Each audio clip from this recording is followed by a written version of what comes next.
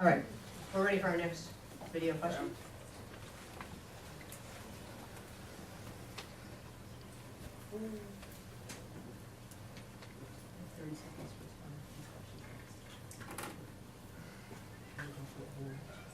My name is Stephanie Zuzewski. My question for you is, if you have to make a decision between frequency and number of routes, which one will you choose? Mr. Jackson, we'll begin with you. I would choose frequency. Okay. Dr.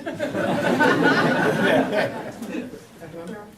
Definitely number of routes. I think we're all in this together, and to exclude people in areas that may not be ideally less or accessible, who are the people who need transit options the most, would be unfair. I'm in favor of frequency. I think given that tough decision, if you can't do both and you're up against the money, frequency is a better choice. I would say frequency as well, but I think it allows you to do both. If you do frequency, you increase ridership, you're going to increase revenue, and it's going to allow you to consider more routes. I would go with frequency and possibly less frequency in midday, if that's a way to make it work. In other words, apportion the frequency differently. And we're ready for our next question.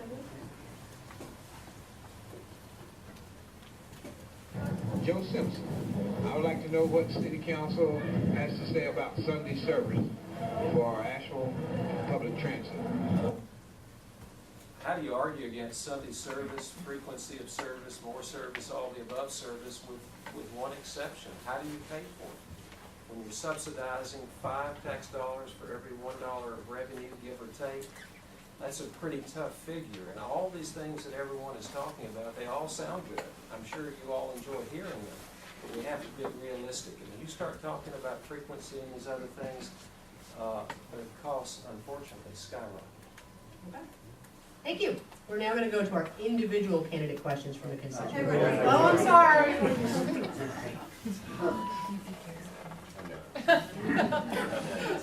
Mr. Gross. I'm in favor. I'd like to echo what Carl has to say. You know, the fact of the matter is, the system that we'd like to have will cost a lot more. We're talking about ridership, you know, covering maybe the good folks of Asheville. About 80% of us pay something, you know, pay for 20% of the other folks to use. So you want more, you're going to have to pay more. Those people who are going to be able to use Sunday service are going to save an incredible amount of money that they may be spending on taxis or having to pay for someone else's gas. This is about making Asheville more affordable over the long haul. We're talking about being able to save people money. This is one way to apportion that out. And as we have a more functional bus system, more people will be using it and more people will be saving money. I think this is a if you build it, they will come sort of issue. If you just stay in a middle grade level with your service and with regard to your buses, you're never going to get the user, the ridership that you need to have a profitable system and to continue it forward. You've got to create a system that a lot of people can use. And frankly, the people that would benefit from Sunday service aren't sitting in this room. They're the people that tell me they want to be able to get to their job at the mall. That's who we're talking about here. And in order to, we need to make a system that's usable for them. I think one terrific thing about the master plan and getting ready for a change in transit right now is that we're about to experience a really big change in transportation in the world. We began to see it last summer when the gas prices went way up. And then we had this great recession that knocked our gas prices down along with most of our incomes. But as the recession goes by, we're going to see gas prices start to go up again. We're competing with India and China for the gasoline in the world. That's going to put people on transit more and more and more, just like it did last summer. Well, I've been a proponent for Sunday service for a while now. I've been talking about it a lot here lately. And the thing is, I understand that people need to get to and from work, and I understand that it is a costly just for running that one day of service, but I believe the benefit we will see it more in the long run if we do have Sunday service. And like Esther said, if we build it, they will come. Okay. All right, now we're gonna go to our individual candidate questions for the constituents. Again, you have 30 seconds to respond. And we're gonna start at this end with Mr. Croft. You received only 1,037 votes and failed to step up to join us at our first candidate forum. How do you propose to build constituent support to pass critical transit programs? Well, I focused my initial campaign on meeting folks. Unlike a lot of the candidates here, I didn't have name recognition, and I didn't have money. I didn't ask for anybody's money, and so the best plan was to go out and meet folks. I made that decision. For whatever reason that gets perceived, that was my decision I made. I met folks at their door, one by one. So I met upwards of about 3,000 people using that method. I'm gonna go to Mr. Smith. You've repeatedly promoted the Wilma Dykeman Greenway Plan, which was first adopted almost 2 decades ago. How will you move this plan forward, and are you willing to ruffle feathers along the way? I'm not sure. I guess there'll be some feathers ruffled, but this is a project that I found absolutely the broadest community support for as far as multimodal transportation goes. Talk to people from across the ideological spectrum on this, and there's a lot of folks on the right who understand the economic development side of this very clearly, and a lot of folks on the left who understand the lifestyle transportation factor as well, and everything in between. I think we can really build a broad base of support for this, and those with ruffled feathers, maybe not so many. Ms. Manheimer, until tonight, we have not seen you on a bike, on a bus, or at any meetings related to the bicycle or transit master plans. How have you been involved in multimodal transportation before or since you declared your candidacy? Before my candidacy, I have not been involved in it.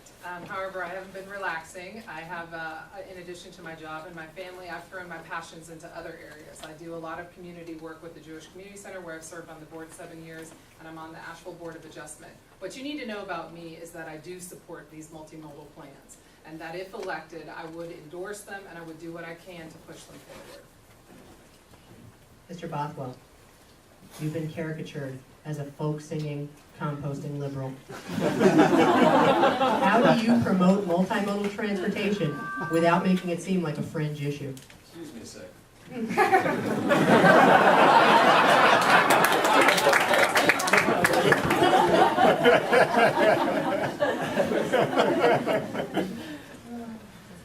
Okay, I think I approach multimodal transportation as other than a fringe issue because I really do my homework.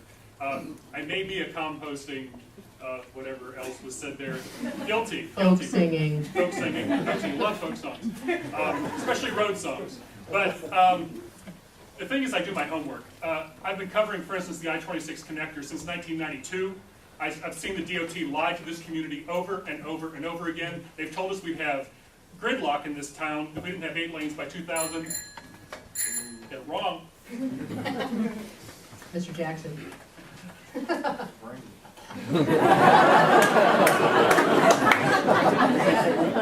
You have been on the Transit Commission for the last 5 years. What have you accomplished in that role? Well, what I've accomplished, I think one of the best things that I think I was part of when we did the Fair Street riding, and it wasn't even during tough economic times, the gas hikes, but it was giving bus riders the opportunity, people who usually wouldn't ride the bus, the opportunity to enjoy our transit system for 90 days.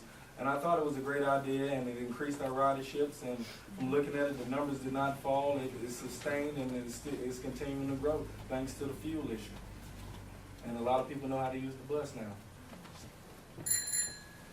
Dr. Mumpower, at the passage of the Bicycle Master Plan, you said the cycling community approached council with fantasies. Since the passage of the Bicycle Master Plan, the city has implemented share rows, bicycle lockers, and climbing lanes. Do you still feel the cycling community has its collective head full of fantasy? Yes, I do.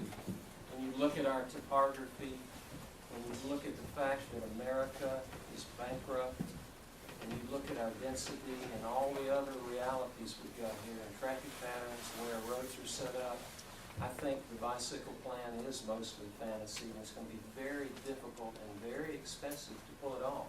I'm not particularly against it. I really am a conservative Republican. I believe in being realistic.